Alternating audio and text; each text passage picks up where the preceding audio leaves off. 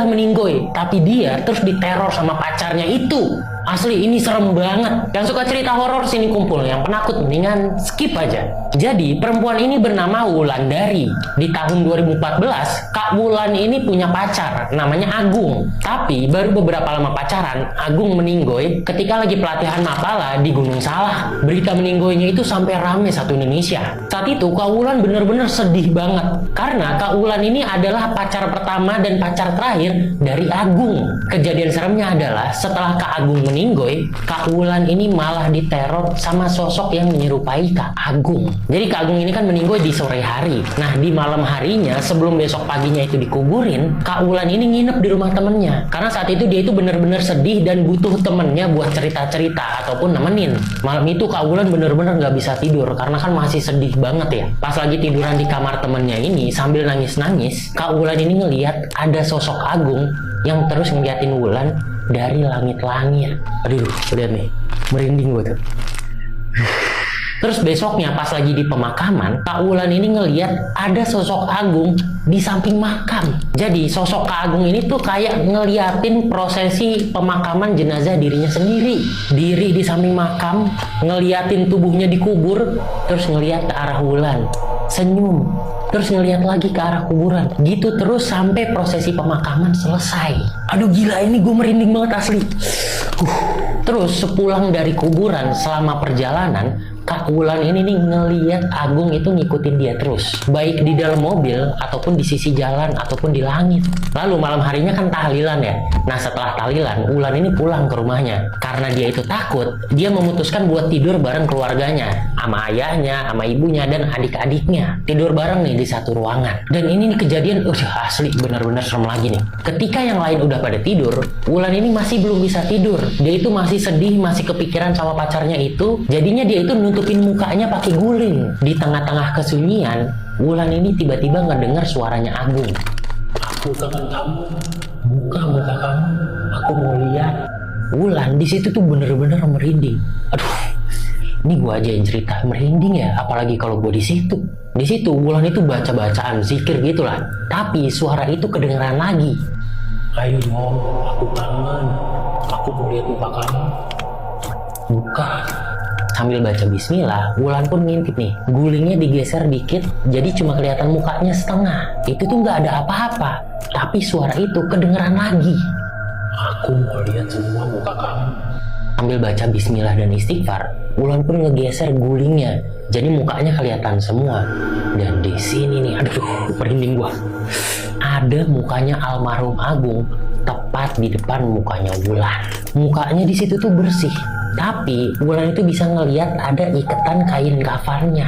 Mukanya Agung itu benar-benar tepat di depan mukanya Wulan. Jadi hidung ketemu hidung, jaraknya juga kurang dari sejengkal. Aduh, ini gue merinding banget ngebayangin ya, asli. Sebenarnya setelah itu masih banyak banget kejadian-kejadian yang menyeramkan yang dialami sama Wulan. Selain menyeramkan, cerita ini juga sedih banget.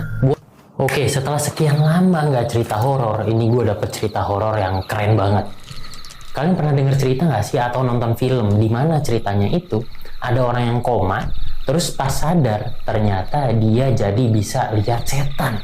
Ternyata itu beneran. Ini gue dapet ceritanya nih. Jadi yang ngirim ceritanya ini namanya Yayu. Di tahun 2013, Yayu pas masih kuliah, pas lagi menuju ke kampusnya, dia itu kecelakaan. Kecelakaannya ini lumayan parah. Dan itu ngebuat si Yayu ini sempat koma. Setelah 1 minggu koma, dia ini sadar, tapi nggak bisa langsung pulang. Yayu harus dirawat intensif dulu di rumah sakit. Oh ya, dirawatnya itu selama 2 bulan ya. Nah di sini nih, si Yayu yang sebenarnya itu nggak punya kemampuan buat ngelihat makhluk-makhluk halus, jadi bisa ngelihat setelah dia itu tersadar dari koma. Cerita pertama itu bermula ketika Yayu ini baru aja sadar. Pas abis sadar ini, dia kan dikerubungin nih sama suster dan juga beberapa dokter. Di situ, si Yayu yang masih penglihatannya itu agak-agak samar, ngeliat ada satu suster yang beda sendiri. Suster-suster yang lain itu pakai baju warna hijau. Sedangkan ada satu suster yang pakai baju warna putih. Dan baju yang dipakai sama suster warna putih ini, itu kelihatan udah tua banget, udah lusuh. Terus yang bikin anehnya lagi, ketika suster-suster yang lain ini lagi pada sibuk, ini suster cuma diem doang. Dia cuma berdiri di samping Yayu. Yang ngebuat si Yayu ini yakin kalau suster ini bukan manusia adalah ketika ada satu suster yang lewat dan ternyata nembus suster itu. Tapi pada saat itu Yayu ini belum terlalu yakin. Dia itu mikir mungkin ini masih ada efek halu kali ya, gara-gara baru habis sadar dari koma. Tapi setelah dijalanin 1 minggu, 2 minggu, badannya Yayu ini udah mulai makin sehat. Ternyata si suster yang beda ini terus-terusan ada, terutama pas malam hari. Ya, setiap malam tuh si suster ini selalu muncul dan cuma berdiri doang di samping Yayu. Terus di bulan kedua, ketika si Yayu ini udah bisa jalan dan diperbolehkan buat ke kamar mandi, tengah malam dia itu kebangun, kebelet nih mau ke kamar mandi. Yayu bangun, tapi dia ini nggak bangunin orang tuanya karena kasihan, dia jalan sendirian. Setelah selesai dari kamar mandi, begitu buka pintu, Yayu ngeliat ada seekor anjing hitam yang lagi ngendus-ngendus sebuah barang yang ada di deket kaki orang tuanya. Yayu pada saat itu refleks teriak dan ngebuat anjing ini lari. Tapi masalahnya, si anjing ternyata nembus tembok. Terus pas malam terakhir, sebelum si Yayu ini keesokannya pulang, suster setan itu datang lagi.